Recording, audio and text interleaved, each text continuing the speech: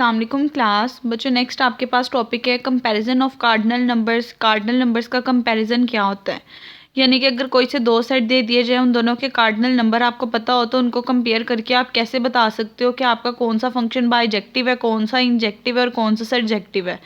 अगर आपको previous lecture याद हो तो प्रीवियस लेक्चर में मैंने आपको बताया था, अगर आपके पास दो सेट दे दिए गए हैं, पहले वाले के कार्डिनल नंबर जो हैं वो लेस है, यानी पहले वाले के जो आपके पास कार्डिनैलिटी है वो लेस है दूसरे वाले से, तो मैंने कहा था कि वो फंक्शन इंजेक्टिव होता है आपके पास।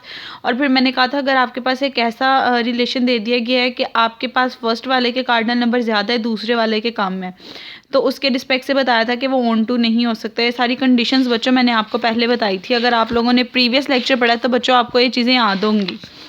ये देखिए बच्चे, मैंने आपको बताया था कि आपके पास अगर फर्स्ट का कार्डिनल नंबर ग्रेटर होता है दूसरे के कार्डिनल नंबर से तो वो 1 1 नहीं होता।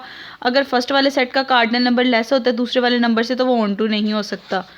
अब यहाँ पे भी बेसिकली वही सारी चीज़ें आनी है। सबसे पहले लिखा हुआ है कि आपके पास कोई भी सेट डी सेट है, कोई भी कैपिटल ई सेट है, और डी सेट की कार्डिनैलिटी आपके पास डी है, ई सेट की कार्डिनैलिटी आपके पास ई है, यानी दो सेट बता दिए, उनके कार्डिनल नंबर बता दिए। आपसे कहा है cardinal numbers represent classes D E are different cardinal numbers and if cardinal number of D equal to D then the set D belongs to the set of class of cardinality D. आपको basically उन्होंने इस lines में ये बात कही हुई है कि जो डी और ई है ये क्लासेस को शो करवाते हैं। डी कौन सी क्लास होगी, कार्डिनैलिटी डी की क्लास होगी जिसके अंदर डी कार्डिनैलिटी के सारे एलिमेंट लाया करें, यानी जिनकी लेंथ आपके पास डी है, इसके अंदर वो वाली सारी की सारी क्लास लाया करेगी जिसके सबका आपके पास कार्डिनल नंबर डी आएगा। और कार्डिनल नंबर ऑफ ई अगर इक्वल टू स्मॉल ई है, इसका मतलब ये ई के अंदर वो सारी की सारी क्लास लाया करेगी जिसके कार्डिनल नंबर्स आपके पास ई होंगे। कार्डिनल नंबर्स भी कह सकते हो, ये भी कह सकते हो कार्डिनैलिटी जिन जिन सेट्स की ई होंगी। फॉर एग्जांपल अगर 4 सेट दे दिए गए, उनमें से 2 की कार्डिनैलिटी डी है, 2 की ई है, तो जिनकी डी कार्डिनैलिटी होगी वो इस सेट में लाया करेंगे, जिनकी ई कार्डिनैलिटी होगी वो इस सेट में लाया करेंगे।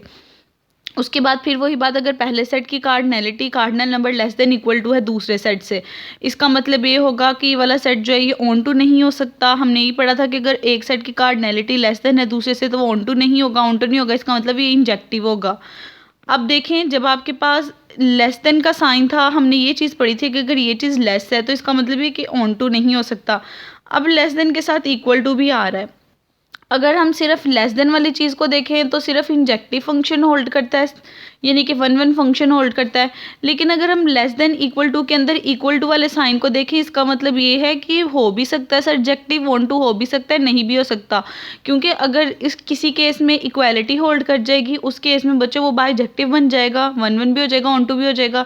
लेकिन अगर इक्वालिटी वाले केस को हटा दिया जाए, जस्ट इस कंडीशन को देखा जाए, इसके अकॉर्डिंग वो आपके पास ऑन टू कभी भी नहीं हो सकता। यही बात यहाँ वर्ड्स की फॉर्म में लिखी हुई है कि अगर इक्वालिटी है तो वो बाइजेक्टिव भी हो सकता है, लेकिन अगर हमारे पास इक्वालिटी नहीं है, लेस देन है, तो वो सर्जेक्टिव कभी भी नहीं होगा। इसी तरह अगर पहले सेट की cardinality greater than equal to second set की कार्डिनैलिटी है, इसका मतलब ये होगा कि वो फंक्शन आपके पास जो है वो सर्जेक्टिव होगा, वो कभी भी इंजेक्टिव नहीं हो सकता। अगर जस्ट ये वाली सिचुएशन है, इसका मतलब ये होगा कि वो कभी ऑन टू 1 1 नहीं हो सकता, ऑन टू होगा। लेकिन अगर इसके साथ इक्वालिटी भी आ जाए, इसके साथ मे और मे नोट की कंडीशन आ जाती है, यही बात यहाँ पे लिखी हुई है। उसके बाद इसी बात को उन्होंने डिफरेंट वर्ड्स में लिख दिया कि अगर ये वाली चीज़ ना होल्ड करे, जस्ट लेस देन आपके पास चीज़ आ रही हो, इसका ये मतलब होता है मे और मे नोट की कंडीशन खत्म हो जाती है, फिर स्ट्रिक्टली आपके पास वही चीज़ फॉलो करती है। अगर स्ट्रिक्टली ये चीज़ होल्ड कर रही है तो इसका मतलब ये होगा आपका फंक्शन जो है वो ऑन टू कभी भी नहीं होगा। ये कंडीशंस आपके पास हैं। उसके बाद नेक्स्ट देखिए बच्चों, आपके पास उन्होंने कहा है कि अगर कोई भी सेट 0 है, आपके पास एम्प्टी सेट है और कोई सेट डी है।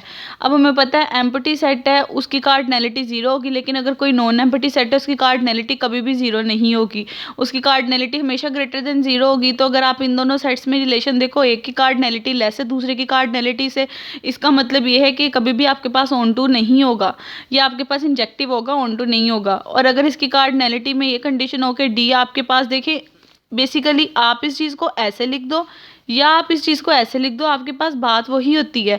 लेकिन अगर हम इसको डिफरेंट स्टाइल से लिखते हैं तो बच्चों इसके पढ़ने का मेथड चेंज हो जाता है, उसके रिस्पेक्ट से सर्जेक्शन और इंजेक्शन चेंज हो जाती है। देखिए अगर मैं इसको इस फॉर्म में लिखती हूँ कि पहले लेस कार्डिनैलिटी वाला है बाद में ग्रेटर वाला, तो ये कंडीशन आ जाती है कि वो कभी भी ऑन टू नहीं होगा।